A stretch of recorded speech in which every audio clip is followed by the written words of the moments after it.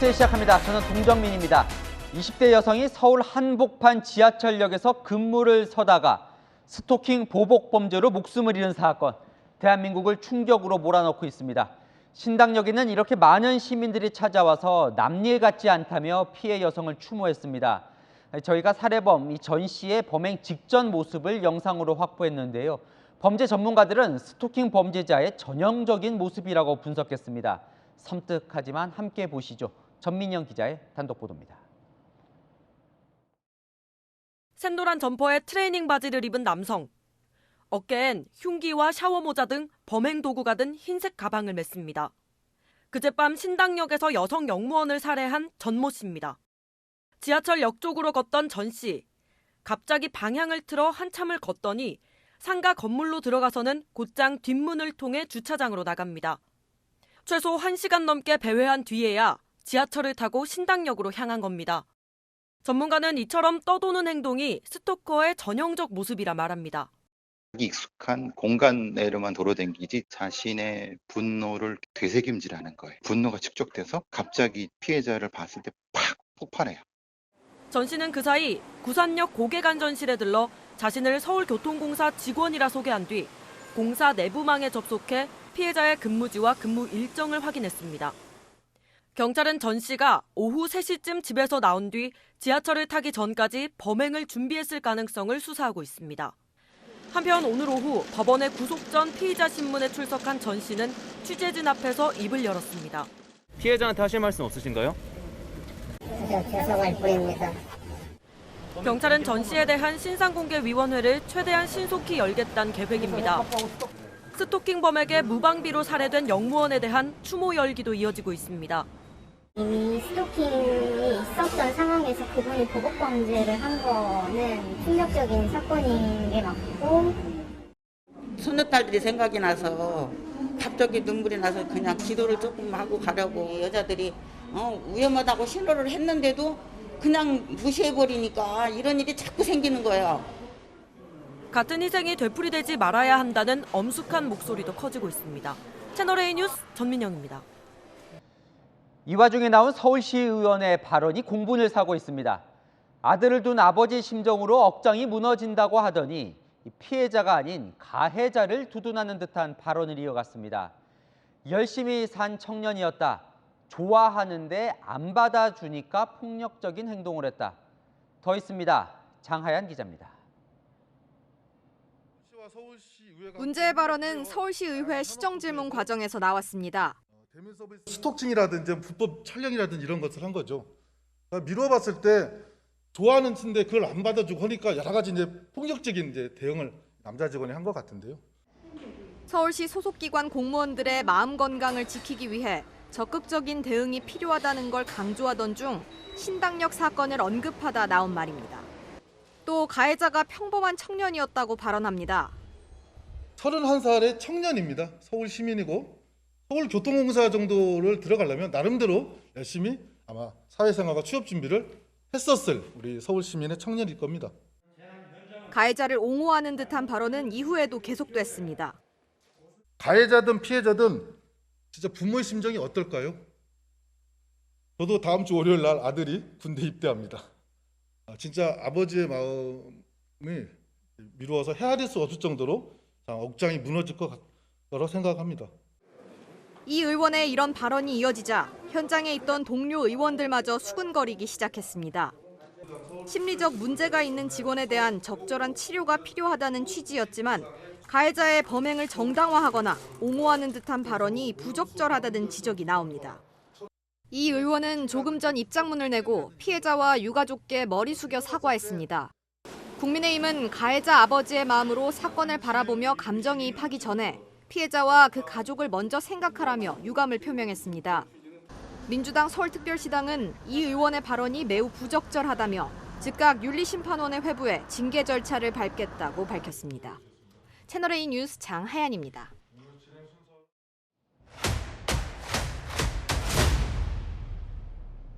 아는 기자, 아자 사회일보 최주연 기자 나왔습니다. 저희가 제목을 살인범의 두 얼굴이라고 적었는데요. 네. 스스로도 오랫동안 범행을 준비했다고 밝혔는데 재판장에서는 아주 순한 양이었다면서요? 그러니까 한편으로는 반성하고 또 선처를 구하는 모습을 보이면서 또 다른 한편으로는 범행을 구상했다. 이렇게 설명을 드릴 수가 있을 텐데요. 전모 씨는 지난해 2월에 재판에 넘겨진 이후에 피고인 신분으로 재판에 직접 출석했었습니다. 이 과정에서 지난 5월에는 재판부에 반성문을 3차례 내기도 했는데요. 하지만 이 범행 당일 영상을 보시면 반성하는 모습과는 좀 거리가 멀었죠. 이 피해자의 근무 시간을 신당역에서 수모정거장 떨어진 구산역에서 미리 확인한 뒤에 범행에 앞서 신당역 일대에서 1시간 넘게 기다리기도 했습니다. 현재로서는 이 재판에 성실히 임하고 반성하는 태도가 이 본심과는 좀 달랐을 가능성도 높아 보입니다. 전 씨가 그동안 피해 여성에게 보낸 이 예. 문자를 저희가 취재를 해서 보도를 드렸는데 네. 여성 입장에서는 정말 섬뜩했을 것 같습니다. 뭐 돈까지 요구를 하고요. 맞습니다. 2019년 11월부터 올해 2월까지 이 사이에 전 씨가 피해자에게 문자 등으로 연락한 횟수가 수사기관이 파악한 것만 372건입니다. 저희가 직접 취재를 해보니 피해자가 전 씨를 고소한 전후로 내용이 조금 달라졌거든요. 첫 고소 전만 해도 연락을 할 수 있게 해달라라는 부탁처럼 보였는데 목숨을 스스로 끊겠다, 불법 영상물을 유포하겠다 등 협박 강도가 조금씩 세집니다. 이 피해자가 2차 고소를 한 뒤로는 미안하다, 내가 왜 그랬는지 모르겠다 같은 반응을 보이기도 했거든요. 경찰이 오늘부터 전 씨의 통신 기록 분석에 나섰다라고 하고 있는데 이 재판 결과를 유리하게 이끌려고 피해자에게 합의를 요구하다 일이 잘 풀리지 않자 범행을 계획했는지 이런 동기 부분도 수사할 계획입니다. 그런데요, 이 피해 여성 입장에서는 경찰에 신고를 했는데도 예. 결과적으로는 별 소용이 없었던 셈이에요. 사실 가장 안타까운 부분이라고 볼 수가 있겠습니다.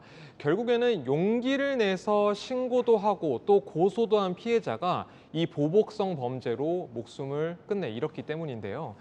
저희가 취재를 해봤습니다. 피해자가 경찰에 112 신고를 한 게 지난해 10월 초이거든요.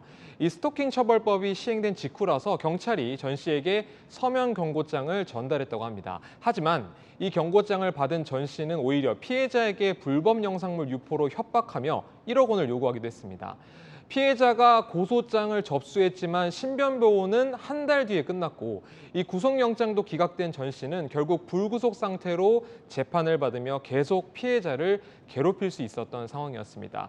이 스토킹 가해자 처벌만큼이나 이 보복 범죄를 막을 방법을 고민해야 한다, 이런 지적이 나오는 이유입니다. 그래서요, 대통령, 총리, 장관 모두 네. 뭐 대책을 마련하겠다고 하는데요. 뭘 준비 중인가요? 어제 오늘 사이에 뭐 대책들이 많이 나오고는 있습니다. 여러 대책들이 쏟아지고는 있는데 법무부 같은 경우는 이 스토킹 처벌법의 반의사 불벌죄 규정을 없애겠다 나섰는데요. 피해자가 처벌을 원치 않으면 재판에 넘길 수 없는 범죄에서 이 스토킹 처벌법을 빼내겠다는 겁니다.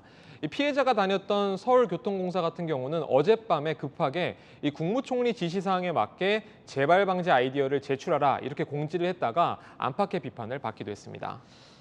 마무리하기 전에 이 서울시 의원 발언 앞서 네. 전해드렸는데 논란이죠?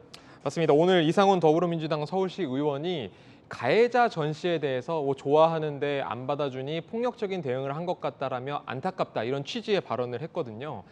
시민들 같은 경우는 피해자가 아닌 가해자에게 공감을 하고 있다, 어떻게 저런 사람이 시정에 참여하느냐 같은 날선 비판을 쏟아내고 있는 상황입니다. 이 숨진 피해자는 물론 유족의 마음을 멍들게 하는 2차 가해에 대해서는 단호하게 대처해야 한다는 지적이 나오고 있습니다. 네, 아는 기자 최주연 기자였습니다. 정부가 지난 정부 태양광 사업 비리를 조사하기 위해 본격적으로 칼을 빼들었습니다. 국무조정실에 검찰, 경찰, 국세청 같은 사정기관 인력들을 파견받아 별도 TF를 구성하는데요. 대통령이 말한 이권 카르텔을 밝히기 위해 태양광 사업 전수조사를 실시할 예정입니다. 조영민 기자의 단독 보도입니다. 정부가 문재인 정부 시절 태양광 사업 추진 과정의 문제를 전수조사하는 일명 태양광 TF를 구성합니다. 태양광 사업 표본 조사 결과 2천억 원이 넘는 비리가 적발된 것과 관련해 윤석열 대통령이 이권 카르텔을 언급하며 비판한 지 하루 만에 곧바로 후속 조치에 들어간 겁니다. 이런 이권 카르텔의 비리에 사용되었다는 것이 참 개탄스럽습니다. 정상적인 사법 시스템을 통해서 처리가 될 것으로 생각하고 있습니다. 태양광 TF는 표본 조사를 담당한 국무총리실 산하 부패 예방 추진단에 설치됩니다. 정부 관계자는 현재 추진단 인력만으로는 전수조사에 한계가 있어 별도 TF를 꾸린다고 설명했습니다. 또 다른 관계자는 TF의 사정기관 인력을 파견받는 형태가 될 것이라며 파견 대상은 경찰과 검찰, 국세청이라고 말했습니다. 정부는 문재인 정부가 추진한 그린 스마트 스쿨 사업에 대한 표본 조사도 추가로 진행할 예정입니다. 노후 학교를 친환경으로 리모델링하고 디지털 교육 여건을 조성하는 사업인데 예산이 기존 목적과 다르게 사용된 사례를 일부 확보한 것으로 전해집니다. 40년이 넘은 노후 학교가 그린 스마트 스쿨로 새롭게 거듭난 모습에서 한국판 유질이 교육 현장에서 열어갈 새로운 미래를 보았습니다. 대통령실은 또 시민단체에 지급된 정부 보조금 지급 과정의 타당성을 검토하기 위해 각 정부 부처별 감사 라인을 동원한 전수조사도 진행할 계획입니다. 채널A 뉴스 조문입니다. 이 태양광은 장려했던 지난 정부, 원전은 또 줄이려고 했죠. 원전을 담당하는 한국수력원자력이 이 지난 정부 월성 1호기 조기 폐쇄로 7,200여억 원을 손해봤다며 정부에 보전을 요청했습니다. 고스란히 국민이 메워줘야 할 판입니다. 최선 기자입니다. 월성 1호기는 전력 수급 상황을 고려하여 가급적 빨리 폐쇄하겠습니다. 설계 수명이 다한 원전 가동을 연장하는 것은 선박 운항 설령을 연장한 세월호와 같습니다. 당초 올해 11월까지 가동 예정이었던 월성 원전 1호기는 문재인 정부 탈원전 정책으로 지난 2019년 12월 가동을 중단했습니다. 한국수력원자력은 예정보다 3년 먼저 가동을 멈추면서 총 7,277억여 원의 손실을 입게 됐다며 지난 6월 이 비용을 정부에 보존해달라고 신청한 것으로 확인됐습니다. 올해까지 가동될 것을 고려해 투자한 설비 투자, 물품 구매, 유지 비용 등을 더한 금액입니다. 산업부 심의를 거쳐 최종 확정된 보존 비용은 국민이 매달 내는 전기요금 중 3.7%를 떼 적립하는 전력산업기반기금에서 지출될 예정입니다. 한수원은 신규 추진되다 백지화된 삼척과 영덕원전의 비용 보존도 추가로 신청할 것으로 알려졌습니다. 다음 달 전기요금 인상이 예정된 가운데 기금 축소로 인한 국민 부담은 가중될 수밖에 없다는 지적이 나옵니다. 채널A 뉴스 최선입니다. 네, 이재명 민주당 대표의 선거법 위반 혐의 공소장이 국회에 제출됐습니다. 이 대표는 성남도시개발공사 김문기 전 처장을 모른다고 말했다가 허위 사실을 공표한 혐의를 받고 있죠. 공소장에는 숨진 김문기 전 처장과 이 대표가 여러 번 얼굴을 마주한 정황이 구체적으로 담겼습니다. 성남시장 시절에 최소 6번 보고를 받았고 대면 보고를 받았다는 표현도 여러 번 나옵니다. 김민곤 기자입니다.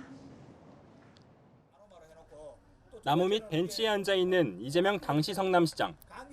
맞은편에 서 있는 남성이 고 김문기 전 성남도시개발공사 개발 1처장입니다. 두 사람은 나란히 숲길을 거닐기도 합니다. 죽었네. 두 사람은 일행과 같은 트램을 타고 현지 답사를 하기도 했습니다. 이재명 더불어민주당 대표는 2015년 9박 11일 호주 뉴질랜드 출장을 같이 간 김 전 처장이 하위 직원이라 모른다고 말했고 검찰은 허위 사실을 공표했다며 지난 8일 기소했습니다. 검찰이 국회에 제출한 공소장에는 성남시장 시절 이 대표가 시장실 등에서 김 전 처장에게 대장동 관련 대면 보고를 수차례 받았다고 적혀 있습니다. 시장 재직 기간 김 전 대표의 보고를 받았다고 명시된 횟수만 6차례. 두 사람이 함께 참여한 해외 출장, 기자회견, 회의 등은 제외한 횟수입니다. 이 대표는 2015년 12월 김 전 처장에게 시정 발전에 공이 있다며 성남시장상을 주기도 했습니다. 김 전 처장 유족은 이 대표가 거짓말을 했다며 반발해왔습니다. 이재명 후보는 왜 어째서 아버지를 모른다고 기억이 안 난다고 거짓말을 하는 건지. 백현동 부지 용도 변경이 이 대표 발언과 달리 국토부 협박 때문이 아니었다는 내용도 공소장에 담겼습니다. 국토부가 요청해서 한 일이고 만약에 안 해주면 직무유기 이런 걸 문제 삼겠다고 협박을 해서. 이 대표가 2014년 12월 부지 용도 변경은 성남시가 알아서 판단하라고 한 국토부 회신 내용을 성남시 담당 과장에게 보고받았다는 겁니다. 한편 검찰은 성남FC 관련 뇌물 의혹과 관련해 두산건설 본사와 이 대표 측근인 정진상 전 경기도 정책실장 자택 등 20여 곳을 압수수색했습니다. 채널A 뉴스 김민곤입니다. 직권남용과 뇌물수수 혐의로 재판을 받던 은수미 전 성남시장이 법정 구속됐습니다. 재판부는 반성하지 않는다고 질타하며 징역 2년을 선고했고 은 전 시장은 법원의 정치적 선입견을 갖지 말라고 반박하며 항소를 예고했습니다. 신선미 기자입니다. 지난 2018년 은수미 전 성남시장은 경찰 수사를 받았습니다. 조직폭력배 출신 인사로부터 차량과 기사 월급을 제공받았다는 정치자금법 위반 혐의였습니다.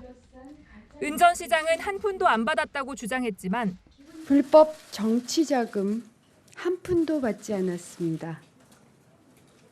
제가 그렇게 부끄러운 인생을 살지 않았습니다. 결국 법원에서 유죄가 확정돼 벌금 90만 원이 확정됐습니다. 문제는 수사 과정에서 불거졌습니다. 은 전 시장은 자신의 사건을 수사하던 경찰관에게 수사 기밀을 넘겨받는 대가로 인사와 납품 청탁을 들어준 등의 혐의로 지난해 11월 기소됐습니다. 결국 다시 법정에 선 은 전 시장.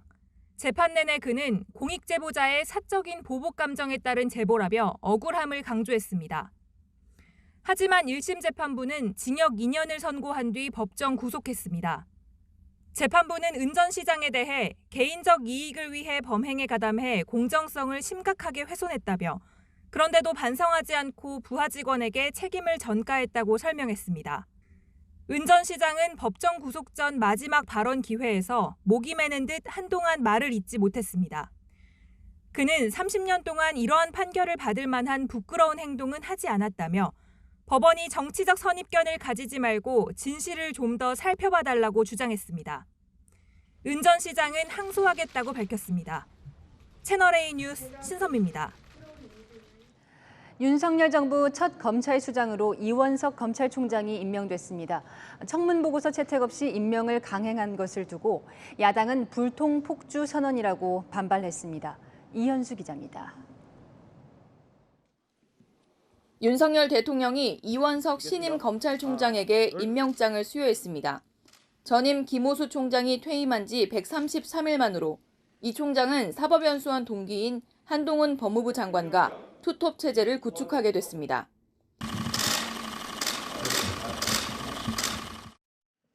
야당 반대로 국회 청문 보고서 채택은 불발됐지만 윤 대통령은 모레 해외 순방을 앞두고 임명을 강행했습니다.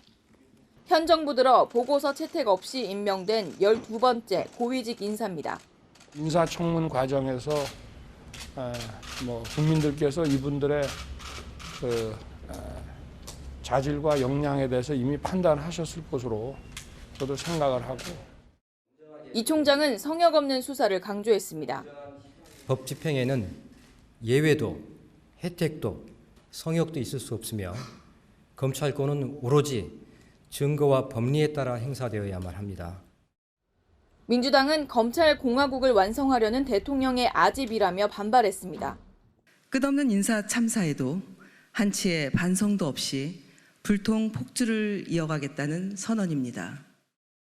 여당은 국정 발목 잡기식 정쟁을 그만두라고 맞받았습니다. 윤 대통령은 또 국회 청문 보고서가 채택되지 않은 한기정 공정거래위원장도 정식 임명했습니다. 채널A 뉴스 이현수입니다. 대통령실은 용산 이전 비용으로 한결같이 496억 원을 썼다고 해왔는데요. 대통령 연회장으로 쓰이는 영빈관을 새로 짓겠다면서 878억 원의 추가 예산을 신청해 논란입니다. 민주당은 혈세 낭비라며 전액 삭감을 예고했습니다. 김유빈 기자입니다. 더불어민주당은 정부가 대통령실 영빈관 신축에 878억 원의 예산을 편성한 것을 두고 양치기 예산이라며 총공세에 나섰습니다. 당초 집무실 이전 비용으로 예비비 496억 원을 지출할 예정이라고 밝혔던 것과는 배치된다는 겁니다. 대통령실 이전 비용은 496억 든다라고 말했습니다. 그러면 그때 말은 뻥이었습니까? 대통령실 이전에 따른 부속시설 신축 예산 핑계로 얼마든지 관련 예산을 늘리겠다는 꼼수 아닙니까? 김의겸 민주당 대변인은 영빈관 신축은 김건희 여사의 지시를 이행하는 것으로 볼 수밖에 없다며 무속인의 충고에 국민 혈세가 더 들어가게 됐다고 비판했습니다. 민주당은 국회 예산 심의 과정에서 관련 예산을 전액 삭감하겠다고 벼르고 있습니다. 영빈관을 짓는데 878억이면은 수재민 10,000명한테 약 1,000만 원 가까이 줄 수 있는 돈 아닙니까? 국회에서 동의를 안 하면 못하는 거죠. 얘기를 해서 본격 심사를 하기 때문에 그 과정에서 저희가 반드시 다 삭감을 하는 것으로 하겠습니다. 그렇게 하시죠. 대통령실은 국격에 걸맞은 내외빈을 영접할 수 있는 공간이 필요하다는 점에서 불가피한 측면이 있다며 국회와 충분히 협의해서 이 문제를 풀어나갈 것이라고 밝혔습니다.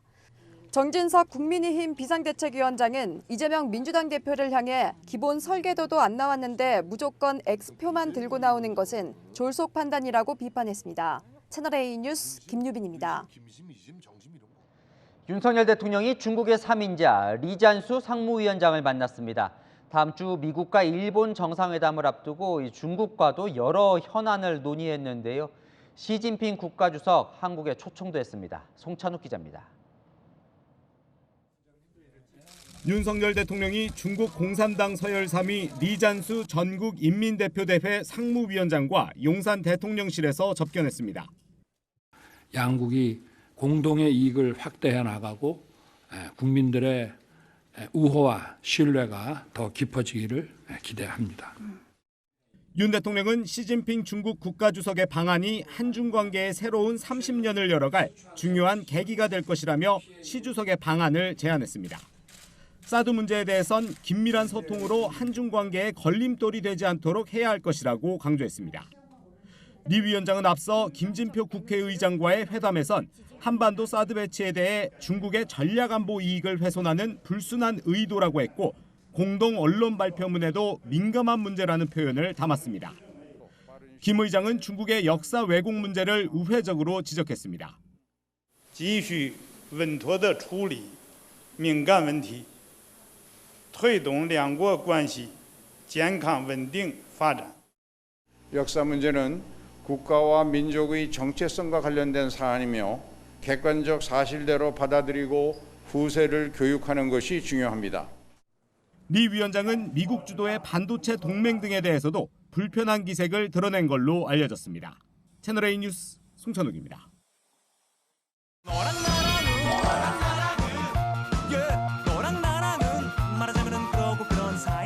야랑야랑 정치부 김민지 기자와 함께합니다. 첫 번째 주제 보겠습니다. 요즘 좋은 것만 내세우는 사람이 있다고요? 네, 이준석 전 국민의힘 대표 얘기입니다. 요즘 SNS를 통해서 활발히 여론전을 펼치고 있는데요. 본인에게 유리한 여론조사만 주로 인용하고 있습니다. 그래요? 어떤 여론조사인지 볼까요? 네, 오늘 나온 여론조사인데요. 윤석열 대통령 당선에 기여한 인물이 누구냐 이렇게 묻자 약 35% 이준석 전 대표가 가장 높았습니다. 대통령 본인보다도 10%포인트 높은 수치인데요. 이 전 대표는 이 여론조사를 공유하면서 본인을 대선 승리의 1등 공신, 내부 총질러라고 비꼬아 소개했습니다. 그러니까 본인의 공을 인정해주지 않는 거에 대한 이제 불만을 드러낸 거군요. 네, 그런데요. 이런 여론조사도 있거든요. 오늘 공개된 다른 여론조사인데 정계의 주요 인물에 대한 호감도 조사에서 이 전 대표의 비호감도가 65%로 가장 높게 나타났습니다. 비호감도가 호감도의 거의 3배가 되네요. 자, 저런 조사는 안 올리겠죠, SNS에. 네. 권성동 원내대표가 오늘 마지막 회의를 주재했는데요. 마지막까지도 이 전 대표를 겨냥했습니다. 전직 당대표가 대통령과 당을 위해 쉴 새 없이 돌팔매질을 하고 있습니다. 우리 정책과 비전이 제대로 전달되기 어려운 상황이었습니다. 자, 이준석 전 대표가 가만히 있을 리가 없겠죠. 네, 말은 바르게 하자면서 현재의 갈등은 이준석에게 돌팔매질을 하려고 당신들이 기획한 것이다. 이렇게 받아쳤습니다. 자, 보면요, 이 전 대표만큼 SNS를 잘 활용하는 정치인도 없을 것 같습니다. 그래서요, 이걸 보고 배우는 사람도 등장했는데요. 페이스북에 왜 썼냐고 물어보더라고.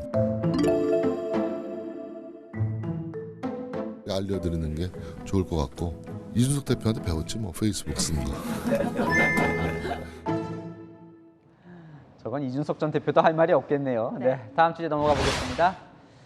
늑장국회, 오늘 국회가 부랴부랴 시작한 게 있다면서요? 네, 국회 여성가족위원회가요. 오늘에서야 이 스토킹 피해자 보호법 제정 논의를 시작했습니다. 그러니까 신당역 스토킹 사건 어제 크게 문제가 되니까 시작을 한 건가요? 맞습니다. 스토킹에 대한 이 처벌법은 지난해 4월에 국회를 통과했는데요. 그 후속인 피해자 보호법은 지난 4월에 상정은 됐는데 국회 원구성이 지연되면서 논의가 제대로 안 됐거든요. 사건이 터지자 부랴부랴 논의가 시작된 겁니다. 이제 더 이상 지체할 수 없습니다. 종합적인 체계가 마련될 수 있도록 조속히 법적 근거를 마련해야 합니다. 보면 늘 이런 식이죠. 정치가 앞서가는 게 아니라 소를 잃고서야 떠밀려서 일을 하는 거예요. 네, 책임을 떠넘기는 것도 이 정치의 주요 레퍼토리죠. 오늘은 여성가족부가 주 타깃이 됐습니다. 내부적인 조직들의 기강이 좀 해이해지지 않았나라는 생각이 하나 들고요. 여가부의 기능 강화는 지금 현재 굉장히 필요합니다. 장관님, 여가부가 폐지 위험에 놓인 이유가 바로 그런 거라고 생각합니다. 선제적으로 났어야 되는데 그렇지 않는 거거든요. 그 부분에 대해서 그러니까 제가 뭐 취임한 지 얼마 되진 않았지만 상당히 그동안은 뭐 했냐고요. 오늘 우리 이렇게 보면 사실상 여가부 폐지가 아니라 여기 있는 계신 분 모두가 기능 강화에 관해서 얘기하고 있어요. 블랙 코미디가 따로 없다라는 생각을 하고요. 저렇게 싸울 수도 있군요. 이래서 여가부가 필요하다. 이래서 여가부를 폐지해야 한다. 이렇게요. 네. 회의 시작 전에 여가위 위원들은요. 회의장 앞에 마련된 피해자 추모 공간에서 헌화와 묵념을 했는데요. 국회의원은 할 수 있는 게 많잖아요. 이런 안타까운 일을 막는 건 내가 할 일이라는 사명감을 갖고 대안을 찾아주기 바랍니다. 네, 지금까지 여랑야랑이었습니다. 은행 직원들로 구성된 금융노조가 임금 인상과 주 36시간 근무를 요구하며 총파업에 나섰습니다. 출근 시간에 광화문 큰 길을 점령하고 집회를 열었는데 평균 연봉 1억이 넘는 은행원들의 요구에 시민들의 시선이 따가웠습니다. 안보겸 기자입니다. 서울 광화문 사거리. 시청역 방향 5차선 도로가 막혀 있습니다. 금융노조가 총파업 집회를 열면서 도로가 폐쇄된 겁니다. 교통정체로 출근길 시민들은 발만 동동 구릅니다. 그렇게 왜 출근 시간에도 밤낮 시위들 하냐고. 좀 우리네들도 좀 생각 좀 해줘야지.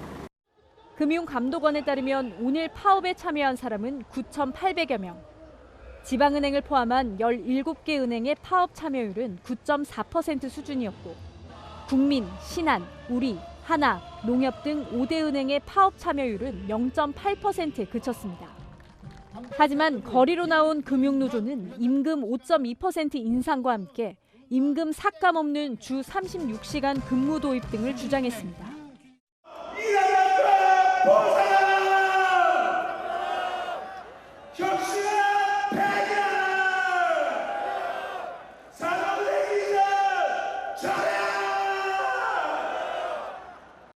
코로나19 유행 당시 은행 점포 영업시간을 줄인 뒤 지금까지 원상 회복하지 않는 상황에서 아예 근무시간 단축을 요구하고 나선 겁니다. 지난해 기준 4대 은행의 직원 평균 연봉은 1억 550만 원. 돈은 그대로 받으면서 짧게 일하고 싶다는 요구에 대해 시민들은 선뜻 공감하지 못합니다. 우리 일반 서민들이 나는 연봉 1억 이상만 되고 싶다는 게 다 꿈으로 갖고 있잖아요. 그래서 하이 칼라로 다 누리고 있으면서 뭘 더 원하는 거냐고요. 저조한 파업 참여율로 은행 창구 혼란은 없었지만 노조가 거리로 나온 명분은 부족했다는 지적이 나옵니다. 채널A 뉴스 안보겸입니다. 금융노조는 은행권이 사상 최대 실적을 올렸다며 임금을 올려달라고 주장합니다. 아시는 것처럼 은행 실적의 상당 부분은 결국 대출 이자죠. 주택담보대출 이자가 5%, 6%를 뚫더니 이제 7%까지 위협하고 있습니다. 강유현 기자입니다. 오늘 은행들의 주택담보대출 금리가 또 올랐습니다. 변동형 주택담보대출 금리를 정할 때 기준이 되는 코픽스가 올랐기 때문입니다. 8월 코픽스는 신규 취급액 기준 전월 대비 0.06%포인트 오른 2.96%. 2013년 1월 이후 9년 7개월 만에 가장 높습니다. 이에 따라 4대 시중은행의 변동형 주택담보대출 금리의 상단은 하루 만에 연 6.334%에서 6.393%로 올랐습니다. 전세자금 대출 금리도 상단이 연 6.1%대로 올랐습니다. 앞으로 금리는 더 오를 전망입니다. 또 이 물가를 잡기 위한 금리 인상 조치가 충분히 예상되는 그런 상황입니다. 다음 주 미국 연방준비제도가 기준금리를 0.75%포인트 이상 올릴 것으로 전망되는 가운데 한국은행도 다음 달 기준금리를 인상할 것으로 보입니다. 지난달부터 은행들이 예대금리차 공시를 시작하면서 대출금리 상승을 억제하고 있지만 기준금리가 오르면 대출금리도 오를 수밖에 없습니다. 최근 빚을 내 집을 마련한 영끌족들은 금리 인상에 속이 탑니다. 마이너스 통장도 연 5.5% 금리로 1,000만 원 정도 있는데 앞으로 금리가 계속 오른다고 하니까 걱정이 되고 있습니다. 금리가 높은 마통부터 갚으려고 하고 소비도 같이 줄이고 하고 있습니다. 미국과 한국의 금리 상승이 예상대로 계속되면 주택담보대출 금리가 연내 7%를 뚫을 수 있다는 우울한 전망도 나옵니다. 채널A 뉴스 강유연입니다.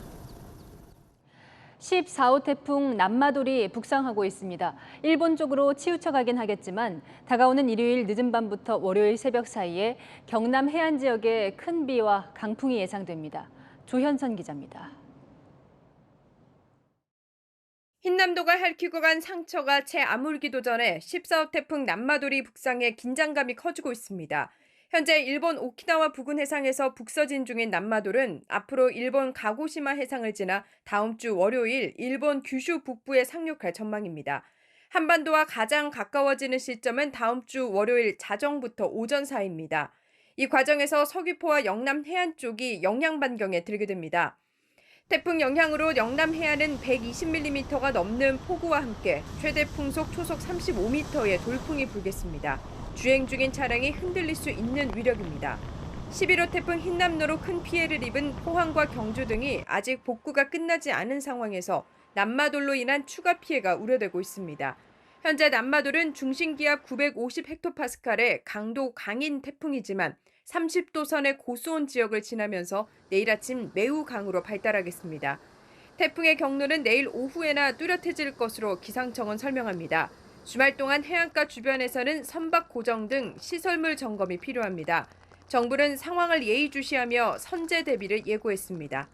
채널A 뉴스 조현선입니다. 전국에 독감 유행주의보가 발령됐습니다. 이렇게 독감 유행주의보가 9월에 조기 발령된 건 처음인데요.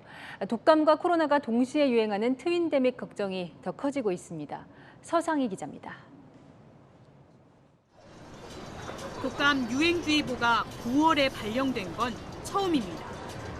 최근 2년 동안은 거리 두기와 마스크 착용 등으로 겨울에도 독감이 유행하지 않았습니다.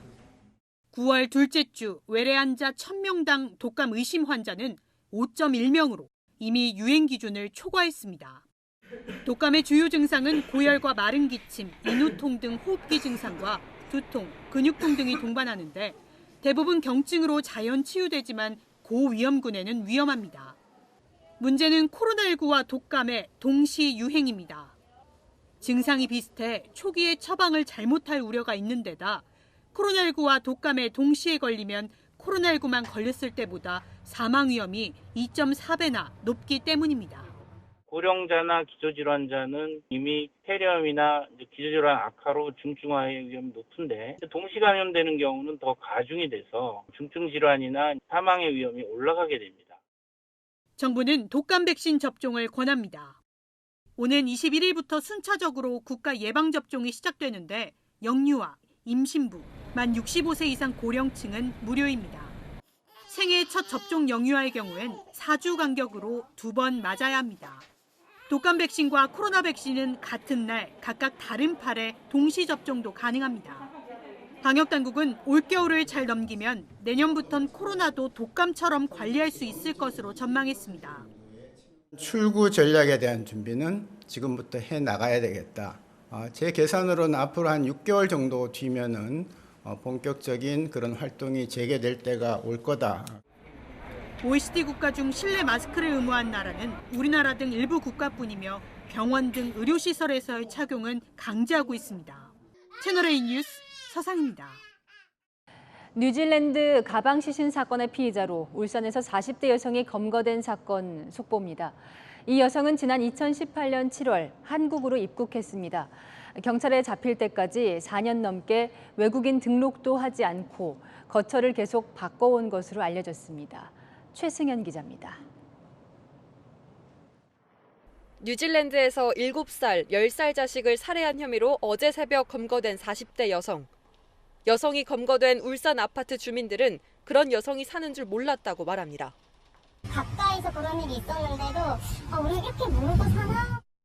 여성은 2018년 7월 뉴질랜드에서 한국으로 온 뒤에도 고정된 거주지 없이 서울, 부산, 울산 등지를 떠돌아다닌 걸로 알려졌습니다. 한국 태생 뉴질랜드 시민권자인 여성은 재외동포 비자로 입국했는데 어제 검거될 때까지도 외국인 등록을 하지 않은 사실도 확인됐습니다. 장기 체류 비자가 있어도 90일 넘게 국내에 체류하려면 외국인 등록을 해야 하는데 안 한 겁니다. 국내에서 취업해 돈을 벌거나 시중은행에서 금융거래 등을 하려면 외국인 등록이 필요합니다. 입국 뒤 생활 흔적을 드러내지 않으려고 외국인 등록도 않고 거주지도 자주 옮겼을 가능성이 제기됩니다. 경제적으로 어려운 상황을 알면서도 그 상황에서도 숨겼다고 한다면 자신이 검거될 것에 대한 불안 심리가 반영되었다라고 볼 수 있습니다. 여성은 법원 판단을 거쳐 뉴질랜드 인도 여부가 결정됩니다. 채널A 뉴스 최승현입니다. 엘리자베스 2세 여왕의 마지막 모습을 보려는 영국 시민들의 추모 행렬이 이어지고 있습니다. 추모 일정이 길어지면서 경비병이 쓰러지는 등 응급 상황도 발생하고 있습니다. 권갑구 기자입니다. 런던의 명물 타워브리지 앞에도 끊임없이 줄이 이어졌고 웨스트민스터 앞은 발 디딜 틈이 없습니다. So we started our journey along the River Thames this morning at 6:45. It's been 3-4 hours or so that we've been in this queue and we've powered through it. 엘리자베스 2세 여왕의 마지막을 함께하려는 추모객 행렬은 그 길이만 7km에 달한다고 현지 언론이 전했습니다. 인근 음식점과 카페는 영업시간을 늘려야 했습니다. We were busy like this when the Queen Mum passed away in 2002. But it wasn't as busy as it is nowadays. 추모객만 75만 명에 이를 것이라는 전망까지 나오자 이동로를 따라 간이 화장실이 들어서고 응급 상황을 대비해 의료진도 배치됐습니다. 밤낮 없는 추모 행렬 속에 여왕의 관옆을 지키던 검은 제복의 경비원이 갑자기 쓰러지기도 했습니다. 와중에 함께 서 있던 동료들은 미동도 하지 않고 그 자리를 지켜 화제가 됐습니다. 영국 왕실은 장례식 세부 일정도 발표했습니다. 웨스트민스터 홀에 있는 여왕의 관은 현지 시각 오는 19일 오전 10시 44분에 옮겨지고 오전 11시부터 55분 동안 웨스트민스터 사원에서 국장이 엄수됩니다. 이후 나팔 소리와 함께 영국 전역에선 2분간 묵념의 시간이 이어집니다. 왕실은 보안상 이유로 장례식 참석 내빈 명단을 공개하진 않았지만 수용 인원 2,200명을 모두 채우는 것으로 알려졌습니다. AFP는 전 세계에 생중계되는 여왕의 장례식을 41억 명이 시청할 것으로 내다봤습니다. 채널A 뉴스 권갑구입니다. 우방국인 중국과 러시아 두 정상이 만났는데 미묘한 기류가 흘렀습니다. 러시아 푸틴 대통령은 대만 문제와 관련해서 중국을 지지한다 밝혔지만 시진핑 주석은 러시아가 간절히 원하는 우크라이나 전쟁 지지 의사를 밝히지 않았습니다.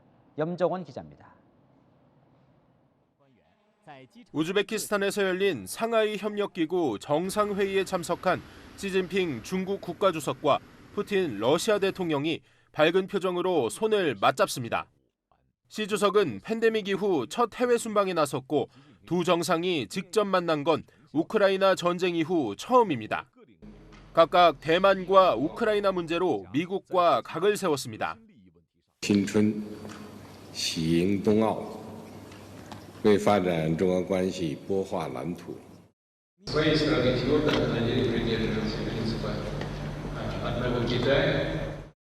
그러나 시 주석은 전쟁과 관련한 공개적인 언급을 자제했고 최근 수세에 몰린 푸틴 대통령은 전폭적인 지지도 받지 못했습니다.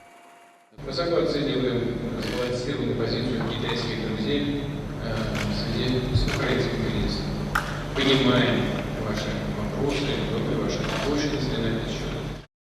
미국 정부도 두 정상의 미묘한 입장차에 주목했습니다. What is striking is President Putin's apparent admission, at least as stated in the media, that President Xi has concerns about Russia's war against Ukraine. 두 정상이 만난 날 러시아 기업과 개인에 대한 추가 금융 제재가 내려졌고 사실상 중국을 겨냥해 외국인 투자 심사를 강화하는 행정명령도 바이든 대통령의 서명을 거쳤습니다. 채널A 뉴스 염정원입니다. 에미상 6관왕에 오른 오징어 게임 주역들이 금이 환영했습니다.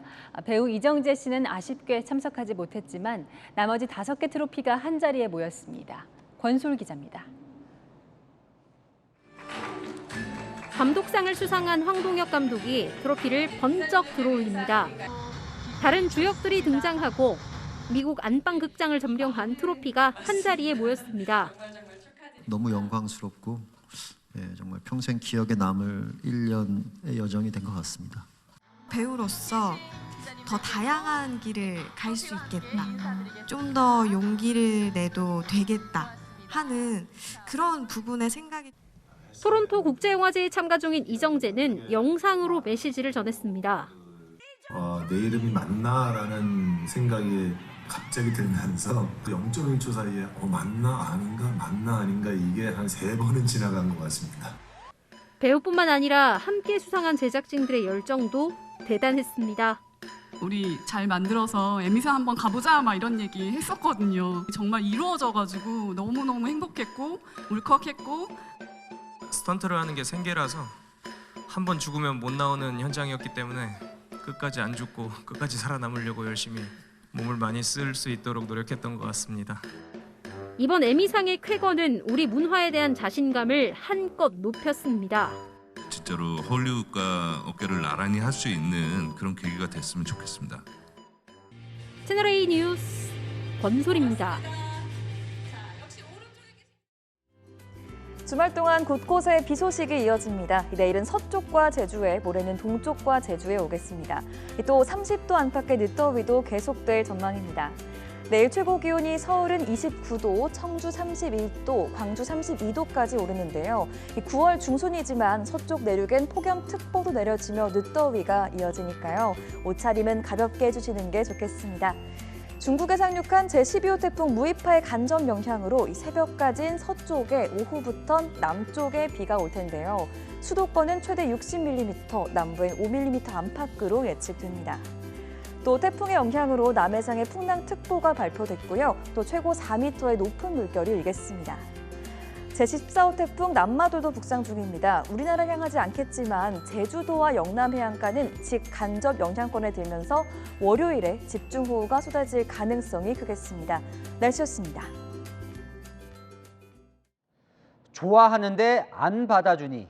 신당역 스토킹 사례에 대한 서울시 의원의 이 발언.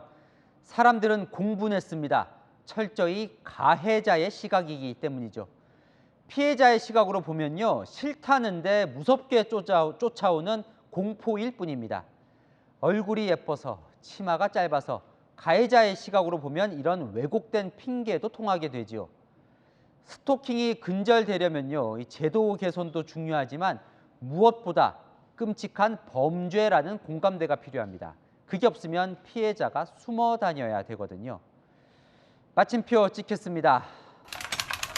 어처구니 없는 옹호, 뉴스에 마칩니다. 감사합니다.